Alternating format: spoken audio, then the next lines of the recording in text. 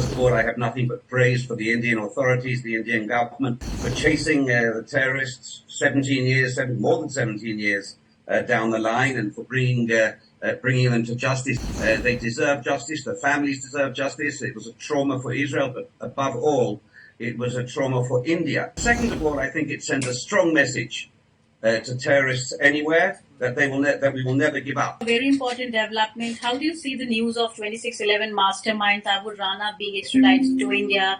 How do you think this is a big development for India? And also, if you can share the difficult moments you personally experienced since you were the Israeli ambassador to India when this attack took place and Jews were among those who were killed. So if you can share your experience of 2008 and how do you see this as a development? Well, that's a long question, and I hope I can give an adequate answer. First of all, I have nothing but praise for the Indian authorities, the Indian government, for not giving up, for chasing the terrorists 17 years, more than 17 years down the line, and for bringing them to justice. I think that has two major components to this fight against terror. Number one is to bring justice to the almost 200 people or so that were massacred by the Lashkar-e-Taiba in 2008. They deserve justice. The families deserve justice. It was a trauma for Israel, but above all, it was a trauma for India and for the Indian people, the innocent people that were mowed down by terrorists in the train station, in the Taj Hotel, and all the other sites that were attacked by the terrorists. And second of all, I think it sends a strong message to terrorists anywhere that we will never give up, that India will never give up. You attack, you will be held responsible for the attack. And so it's a double-edged, I think, wonderful sword, and it's nothing but praise for that. You know, I remember clearly, as if it were yesterday, the attack in India in 2008 in September. It was trauma of the highest order. None of us really knew. We're embassy diplomatic staff. We really knew how to handle such a horrendous event, which just came out of the blue for us. And we worked very closely then with the Indian authorities in trying to save the lives of the people who were being hostages. Yes, in the Chabad, in the Jewish home. We didn't know, there was a lot of uncertainty. We didn't know how many people were there. We didn't know which were Israeli citizens, which were Jewish, which were not, which were Indian.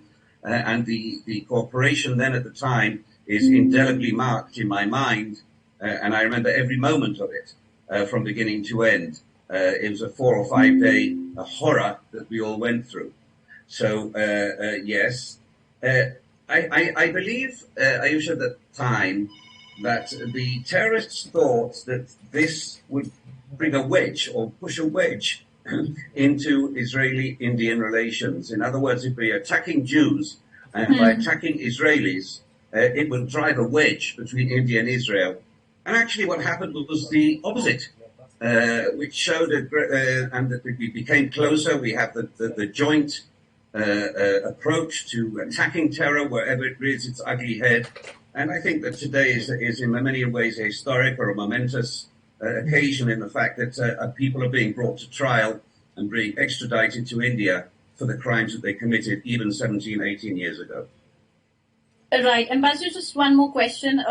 How do you see India-Israel cooperation when it comes to tackling terrorism? You know, there is an ongoing war in Gaza. You are also fighting against Hamas. When October 7 happened, Prime Minister Modi was one of the first leaders who called it as a terrorist attack. So how do you see the Israel-India cooperation? And recently, Israel also officially designated Lashkar-e-Taiba as a terror organization. So one, how do you see India-Israel cooperation when it comes to combating terrorism? And second, you know, how important this development is for Israel as well? Well, I can say that, of course, many, I'm not in government anymore. I have left government service, but I can say that India and Israel are two civilized countries, which then, and even today, are faced by the horror and the scourge of terror. And I think the civilized world in general, of which India and Israel are among the leaders, have to orchestrate and work in concerted action against terror wherever it rears its ugly head. You know, the Lashkar-e-Taiba, the LET, and Hamas are very much in common.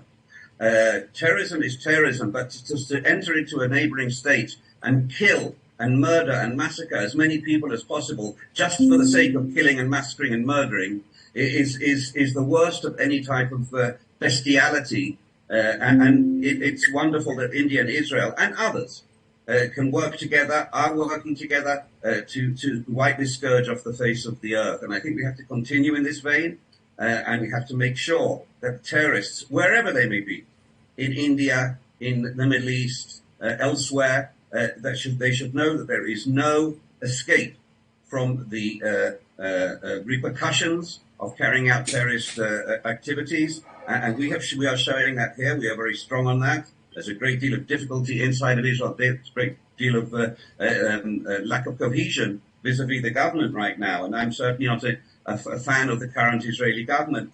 However, the fight against terror is consensual in Israel. It's consensual in India. And we are two great countries with great histories, democratic countries that want to work towards a better future.